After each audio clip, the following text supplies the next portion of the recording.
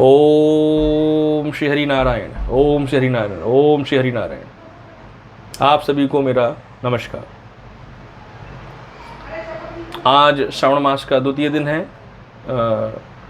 श्रावण मास है, कृष्ण पक्ष प्रतिव्रता द्वितीय तिथि है।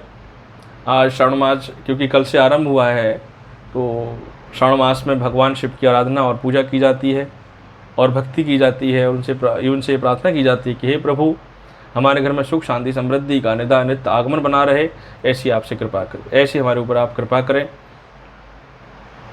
श्रवण मास में पूजन इत्यादि करने से भक्ति का मार्ग आसान होता है और भक्ति के मार्ग पर चलने की आपको क्षमता मिलती है और आप उसको सरल तरीके से, सरल भाव से आप भक्ति के मार्ग पर चल सकते हैं।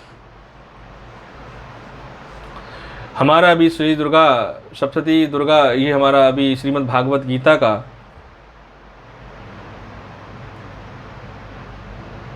16वां अध्याय चल रहा है। हम आज पुनः 16वां अध्याय, मध्यांतर हमने कल विश्राम किया था, आज पुनः उससे आगे बढ़ेंगे। एक सूचना देना चाहता हूँ। आगामी रविवार से, अर्थात जो श्रावण मास का रविवार, अगला जो रविवार है, आज शुक्रवार हो गया है, कल शनिवार और परसों रविवार है। रविवार को चोमू के अंदर श्री नरसिंह धाम है। नरसिंह धाम में श्रीमद् भागवत कथा आरंभ होगी प्रातः काल 9 बजे से, और भगवान के नाम का चिंतन, भक्ति और श्रीमद् भागवत कथा का आनंद लेंगे और भगवान की इच्छा तक श्रीमद् भागवत कथा चलेगी। हर रविवार को प्रातः 9 बजे से कथा, श्रीमद् भागवत कथा आरंभ होगी। चलिए श्रीमद् भागवत गीता को आरंभ करते हैं। ओम श्रीमद् भागवत गीताय रूप प्रभा निशत्र साधकत्र कारणेभ्याय प्रभाय नमः। ओम अहम नामस्यो संजय पांडे सपरिवार मंचा वाचा कर्मणाय ग्रह सुख शांति समृद्धि हेतु निरोगी गाय हेतु। ओम श्रावण मासस्यो कृष्णपक्षे प्रतिव्रता द्वितीयो तिथियो यः। ओम सर्वदेवी देवताभ्य आवाहनम। ओम श्री वासुदेवाय आवाहनम। ओम लक्ष्मीपते आवाहनम गम करिष्यति। श्री कृष्ण गोविंद हरे मुरारी, हे नाथ नारायण वासुदेव। श्री कृष्ण गोविंद हरे मुरारी, हे नाथ नारायण वासुदेव। एकमात्र स्वामी सखा हमारे, एकमात्र स्वामी सखा हमारे, एकमात्र स्वामी पिता हमारे, नाथ नारायण वासुदेव। श्री कृष्ण गोविंद हरे मुरारी, हे नाथ नारायण वासुदेव। राधे कृष्ण राधे कृष्ण, राधे राधे राधे कृष्ण, राधे कृष्ण राधे कृष्ण, राधे राधे राधे कृष्ण। ओम कृष्ण देवताभ्याय नमः। ओम भक्तवत्सलाय नमः। ओम श्री माधवाय नमो नमो नमो नमः। ओम श्रीमद्भगवद्गीताय ओम अथा सप्तदशो अध्याय आरंभयो करोति। आज से हमारा 17वां अध्याय आरंभ हो रहा है। अर्जुन श्री कृष्ण भगवान से पूछते हैं कि हे प्रभु, आपने इन सारे चित्त मार्ग का, कर्मवाद का और किस प्रकार की जीव इस जन्म लेता है, आपने सब विधि पूर्वक मुझे बता दिया है। अब मैं आपसे किस प्रकार शास्त्र विदित होकर मनुष्य इस जीवन में मोक्ष को प्राप्त कर सकता है, अर्थात आपकी भक्ति का पात्र बन सकता है, उसके कारक विधि और उसके कार्य और उसके जो भी भाव हैं, मुझे कृपया करके आप बतलाइए। ये शास्त्र विधि बनामृश्यम यजन्ते श्रायतानि यात्मिताय, तेषं निष्ठं तु का कृष्णं सत्यमाहो रजस्तमा। अर्जुन बोले, हे कृष्ण, जो मनुष्य शास्त्र विधि को त्याग कर श्रद्धा से युक्त हुए देवादि का पूजन करते हैं, उनकी स्थिति फिर कैसी है और कौन सी और किस प्रकार की मानी जाती है, कृपया इसका मुझे आप बताइए।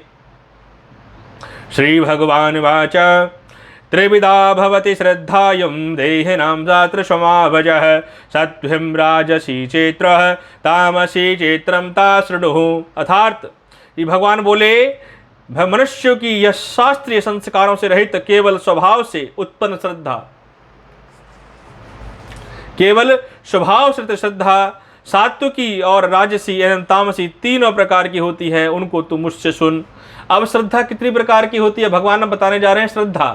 श्रद्धा जो भाव है हमारे हृदय से उत्पन्न होता है, जो हमारे मन से उत्पन्न होता है, वो 3 प्रकार का होता है। कौन सा? सात्विक, राजसी और तामसी, ये 3 प्रकार का होता है।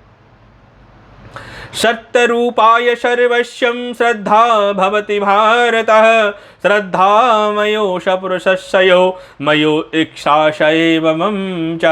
हे भारत, सभी मनुष्यों की श्रद्धा उनके अंतःकरण के अनुरूप होती है। श्रद्धा मतलब ये जो हमारा अंतःकरण, हमारा अंतःकरण क्या है? अंतःकरण। मैंने आपको हमेशा बताया है कि अंतःकरण का भाव क्या होता है। अंतःकरण अर्थात अंतःकरण मतलब हृदय मन मंथन करके जो भक्ति भाव उत्पन्न होता है, वो अंतःकरण हमारे हृदय के अंदर का जो अंश भाव है, उसको हम अंतःकरण कहते हैं।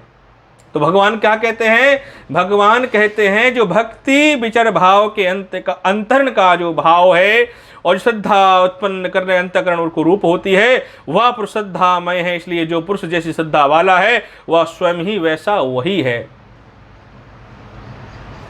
जैसे मनुष्य में श्रद्धा भक्ति होती है, वैसा ही उसका कर्म भाव भी हो जाता है। मैं हमेशा आपसे बताता हूं कि सत्संगति में बैठो, सत्संग का अनुसरण करो। अच्छे लोगों की संगति में रहोगे तो क्या होगा? अच्छी चीजें सुनने को मिलेंगी, कहने को मिलेंगी और अच्छे भाव उत्पन्न होंगे।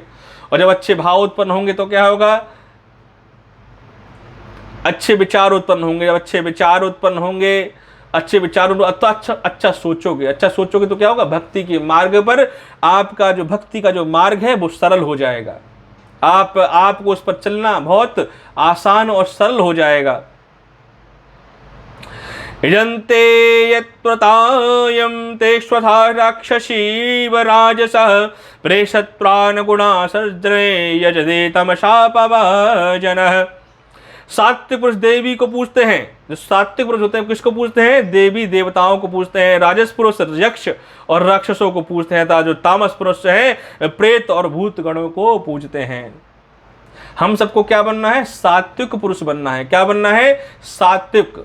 किस प्रकार से सात्विक? जिस प्रकार से श्वेत वस्त्र धुलने के बाद में श्वेत हो जाता है, जिसके ऊपर एक दाग नहीं रहता, और जिस प्रकार से दुग्ध अर्थात दूध बिल्कुल निर्मल होता है, बिल्कुल सफेद होता है, उसी प्रकार से हम सबको हृदय सात्विक रखना पड़ेगा। जब हमारा हृदय शुद्ध रहेगा, सात्विक रहेगा, तो हमारा मन सात्विक रहेगा, हृदय शुद्ध रहेगा, तो भगवान की भक्ति का आलिंगन हम आसानी से कर सकते हैं। इसलिए हृदय परतरूपम चिरंजनी भक्ति विषय विराम प्रद भक्ति निज चंजनी भक्ति विषय विश्राम। अर्थात भक्ति के विषय में मनुष्य को विश्राम नहीं करना चाहिए। विश्राम किसमें करना? कर्म कांड में विश्राम करना चाहिए। इसलिए जो मनुष्य शास्त्र से केवल मन कल्पित घोर तप करते हैं और दंभ और अहंकार से कुपित कामना आसक्ति बलभान से युक्त हैं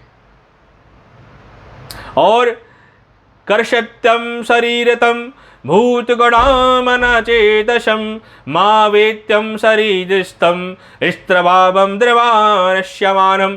जो शरीर रूप से स्थित समुदाय, भूत समुदाय और जो अंतःकरण में स्थित मुझ परमात्मा को भी कृष करने वाले हैं, उन अज्ञानियों को तू आसुर स्वभाव वाला ही जान। भगवान कहते हैं क्या?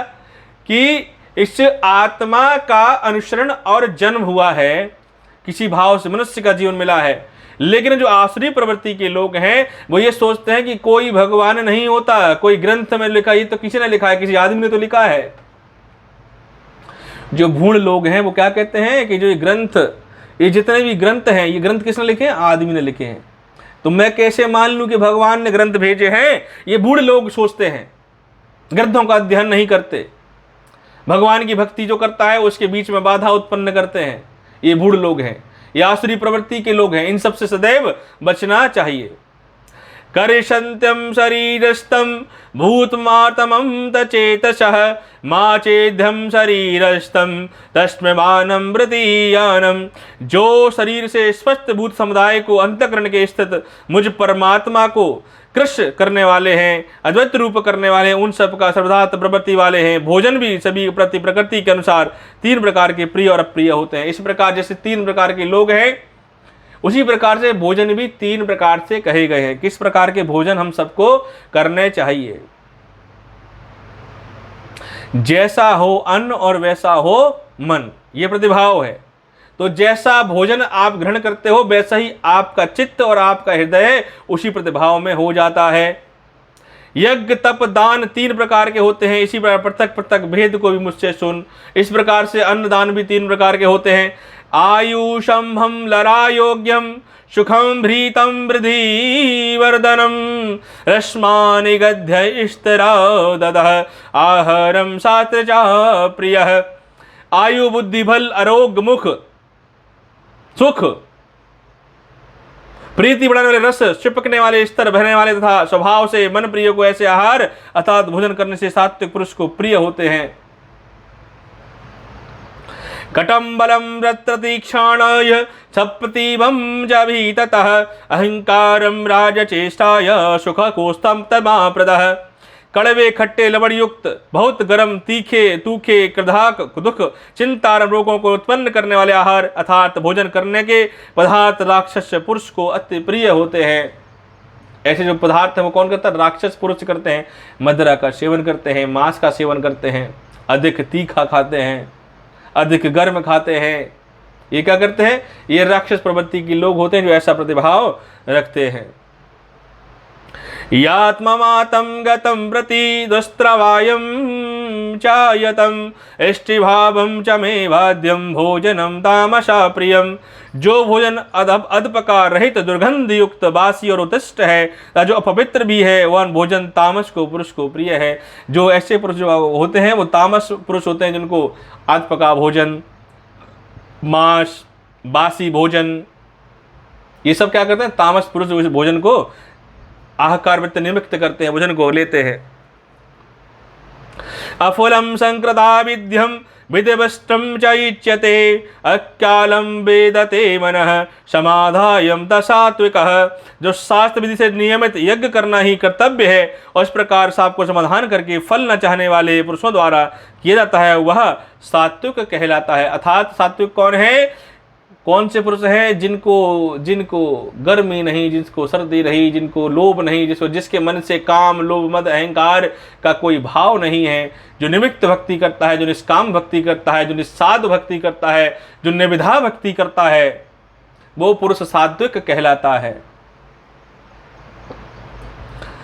अद्वैनामं चितातेष्वं भारतं श्रेष्ठयं तब यज्ञं वेद्धिताशं रामताय राजसमं। परंतु हे अर्जुन, केवल दंभाचड़ के लिए अथवा बल को ही दृष्टि रखकर यज्ञ किया जाता है, वह उस यज्ञ तू राजस जान। उसको तू क्या जान? राजस ही जान। उसको क्या जान? राजस जान। ओम श्री प्रद्भाभ्यम। सदसाध्य राजस की भक्ति का प्रतिभाव जो निमित्त है, उसका कर्म उपभोग करना चाहिए। अगर आप उस कर्म का उपभोग नहीं करते हैं तो प्रभाव की भक्ति का निमित्त बाध बन जाते हैं। देखिए, ये विचार करने वाली बात है कि ये विचार करने वाली बात है कि घर में माता पिता हैं, आप उनके चरण स्पर्श नहीं करते, शर्म आती है आपको चरण स्पर्श करने में। ऐसा क्यों है? ऐसा क्यों होना चाहिए?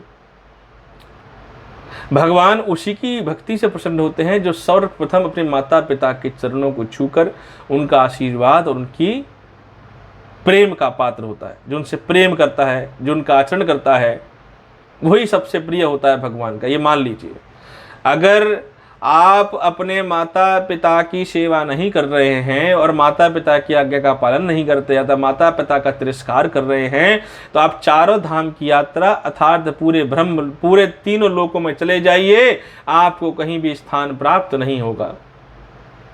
ये मैं आपको, कोई 100 बोलता है, कोई 10 बोलता है, मैं आपको असंख्य % बोलता हूँ, ये परम सत्य है। तो इसलिए श्रवण मास चल रहा है, जो नहीं छूते हैं, जो नहीं करते हैं, आज के उपरांत में शुभ प्रातः काल में अपने माता पिता के चरण स्पर्श करें, उनका स्वतः पुनः संध्या काल में सोने से पहले और प्रातः काल उठने के उपरांत अपने माता पिता का, अपने बड़े भाई बहनों का, अपने चाचा चाची का, अपने सगे संबंधी जो बड़े भी आप बुजुर्ग हैं, उन सबका आशीर्वाद लें, उन सबसे प्रेम करें। जब आप ऐसा भाव उत्पन्न करेंगे तो आप देखेंगे कुछ समय के बाद में आपके हृदय में एक अभिव्यक्ति भाव की प्राप्ति हो रही है। आप जो कार्य करने जा रहे हैं, जो कार्य आपका नहीं बनता है, वो भी कार्य बनते बनते वो भी आपका कार्य बन जाएगा। जो कार्य बनते बनते बिगड़ जाते थे, वो कार्य जो बिगड़ते बिगड़ते बनना आरंभ हो जाएंगे।